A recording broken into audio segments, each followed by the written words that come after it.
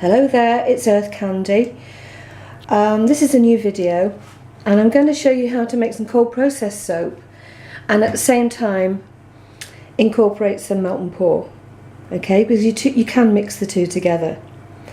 I'm also going to share my recipe with you this time so that it gives you an idea of what proportions you need to use.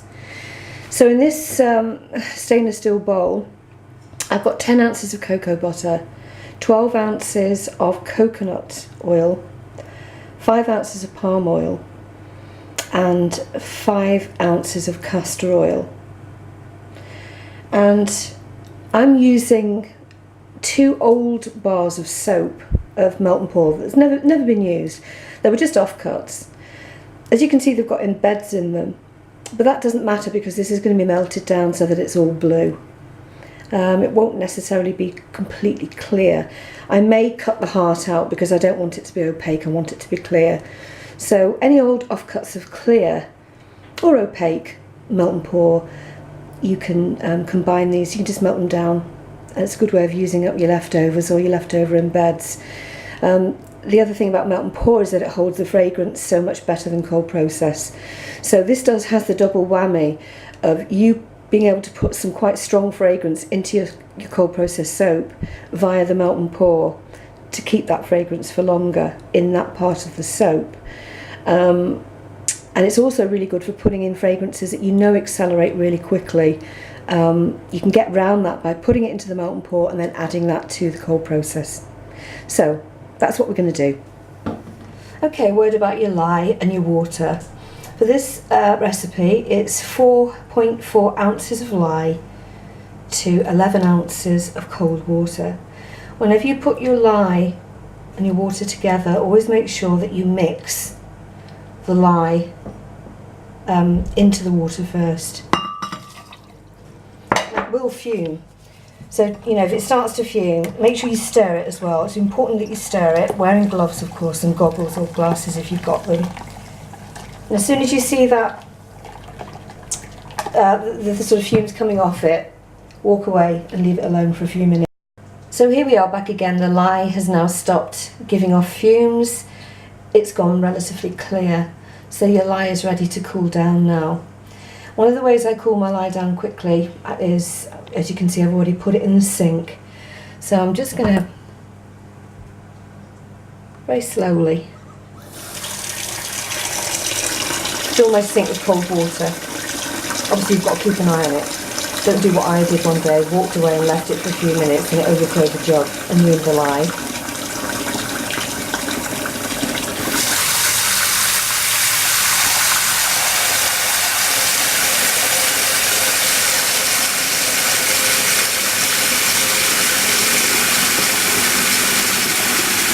Just enough to fill it, you know, cover the lye in the jug, and that will help to cool it down super quickly. And you can also put your oils in here as well, in the container that you've heated them up in, and that will help to cool it down more quickly. So just a word about the titanium dioxide, which I'm going to be using to colour the cold process soap and make it white. Okay, this is water soluble TD. There is an oil soluble one, but I always use the water soluble because I find that it mixes into cold process soap really well. So I guess unless you're sort of wanting to make things very white that are oil based, that won't saponify like creams and lotions or whatever, or massage bars, then you're not going to need the oil soluble TD. Now a tip here, often when you add this to soap, it creates a sort of a crackle effect, like a mosaic effect, and I think that's because the molecules haven't been completely dissolved. So a tip is to mix it with hot water rather than cold water. Just a drop, doesn't need a lot. Just boil your kettle, not boiling hot but very hot, and then just let that mix through, and the heat will kind of dissolve everything that needs to be dissolved. And I have found that that does work very well and helps to stop any crackling or the crackle effect that you sometimes get. Okay, now I'm going to show you what I line my moulds with. I've tried all kinds of different things. And the cheapest and most economical way I find is to actually use either greaseproof paper or this wonderful baker foil lined parchment. Let's just open it up so you can take a look at it. The good thing about this is sometimes when you try to line your moulds, the parchment paper just goes all over the place and you have to end up sellotaping it down. And I found that was a real drag. But this stuff is parchment paper that's foil lined, which means that the foil, if I can get this off, bear with me, the foil bends into shape and there's no need to sellotape anything down or try and hold it down. It just beautifully holds it in shape and keeps its shape. So you have the parchment paper on one side and the foil on the other, and when you bend it, it just stays put. So it's ideal for lining moulds. And there's the lined mould. There it is. You can see that, there are little gaps in the corners, but generally the soap is that thick it doesn't actually run out. I find it's fine for me. But, it's whatever mould that you like the best, and this is what I like. So you'll see here that my lye, I don't know whether you can see that, but my lye has dropped below the 100-degree mark, which means that it's going to be too cool, and I have to heat it up again. So using the pan of water that you heated, with no light under it by the way, just the warm water, put your jug of lye carefully into the pan and just let the temperature come back up again. This happens a lot when you walk away and leave your batter mix or your lye mix and it goes too cool and you think, oh no, it's, what do I do? Whatever you do, don't put it in the microwave. That's a big no-no for oil or lye, in my opinion. So you have hot water in your pan with no light under it and just let that come up nice and slowly back up to 100 degrees. Okay, a word about fragrance. I'm wanting to use 2 fragrances here. And in my experience, when you try to mix 2 fragrances together and then put them into soap, you can cause ricing or acceleration. Even when the fragrances don't accelerate, if you mix them together, the chemical differences in them are going to alter.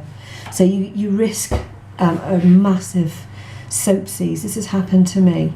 Now both of these fragrances, this is Kismet from Grapefruit and Blue Amberwood from Grapefruit. Both of these fragrances on their own don't accelerate. They're fine, they behave really well. But if I was to mix the 2 together and then put it into the cold processed soap, you can bet your life it would cause a seize. So what I'm going to do is I'm going to split my batter. You'll see that I've got more in one than the other. So proportionally, I'm just going to divide my batter up into 2 halves. And I'm going to put the fragrance in the different halves, and then I'm going to pour them together. Okay, so that's how I'm going to get round that. So here you've got the melt and pour, cut into chunks. There you go. I've taken out the opaque heart because I don't want opaque soap, I want it to be clear. And I'm going to pop that in the microwave till it's nice and melted and hot.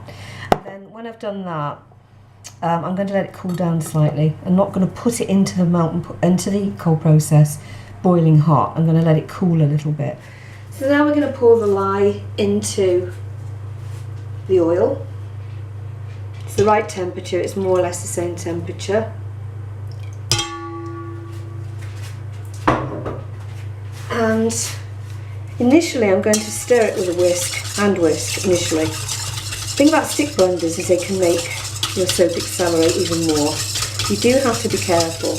But because I'm going to put titanium dioxide in here, then I want it to be completely blended in. And I found that you can't completely blend it in unless you use a stick blender. So, just going to pour, because I want the whole soap to be white. The only bit of colour is going to be the melt and pour. So just pour that in. And use your stick blender.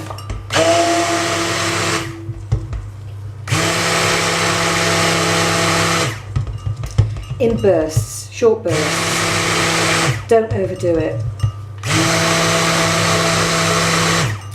And you'll see it's still quite watery, which is how you want it to be, okay? Because it doesn't actually start to really set until you put your fragrance in. So I'm going to pop that over there out of the way. It's actually actually on some kitchen towel. And now I need to split these two because I need to put the fragrance, you know, in different ones. I've heated the fragrance up ever so slightly so it's nice and warm, because if you put cold fragrance into a warm batter, the shock of it can cause ricing and sometimes it will seize on you, so you don't want that. So we're just going to split the two now, and you'll see it's nice and creamy. One of them is going to have slightly more than the other, okay? Actually, I'll do it the other way around, I think. I think I'll get the one with more, that I want more in the bigger container. That's it. And this is where you have to work quite quickly now. This will be interesting. So we're going to pour the one with the most fragrance. And it doesn't move very quickly, this one, so I'm hoping everything's okay. Just whisk it and pour it all in. Same with the other one. Just pour it all in. There you go, that's it, done. We're now going to pour it into the mould. Hope you can see this. I'll get everything out of the way if I can. Just pour it in, straight in.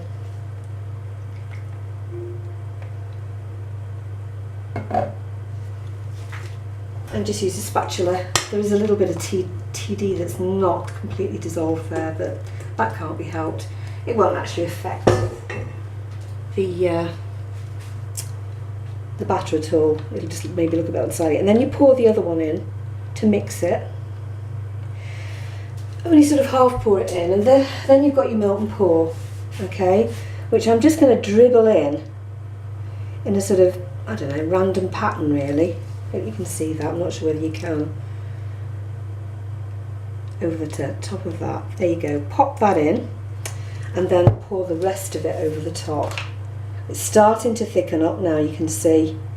So just be really gentle with it when you put it on, because you don't want it to disturb the melt and pour any more than you can help. The melt and pour will remelt, so you can see it's starting to go that now, and I've got to be really, really quick with it because it is starting to set.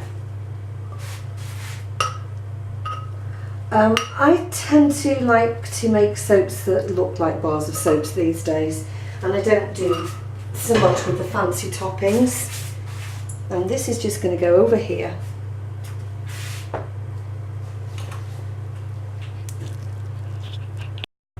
Just another quickie tip.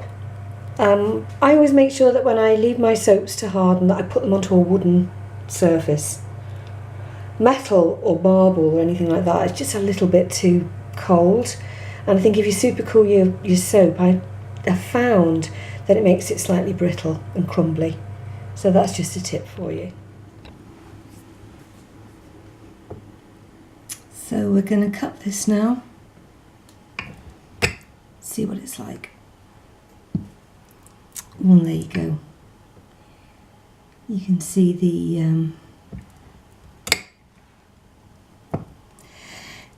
melt and pour that's set in the middle of that. Looks really good.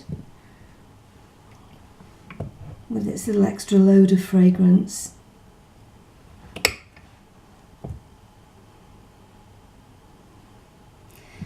Of course, I've only used a little tiny bit of melt and pour in this. If you use more, you'd get bigger pockets of this clear soap. It's a little bit harder to cut as well.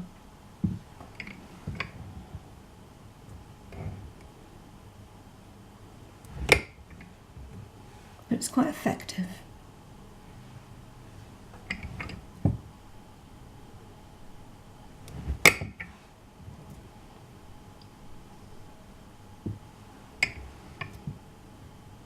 I think it has discoloured. Might have discoloured a little bit. This little bit of sort of yellowing discoloration that's on the soap. I'm not sure whether that's, I don't actually think it's anything to do with the melt and pour. I think it's to do with the mix of fragrances, because the blue amberwood does tend to go a little bit browny coloured. So it could be that. But all in all, you know, you can see the effect that it gives you. That little bit of transparency and that little extra bit of fragrance.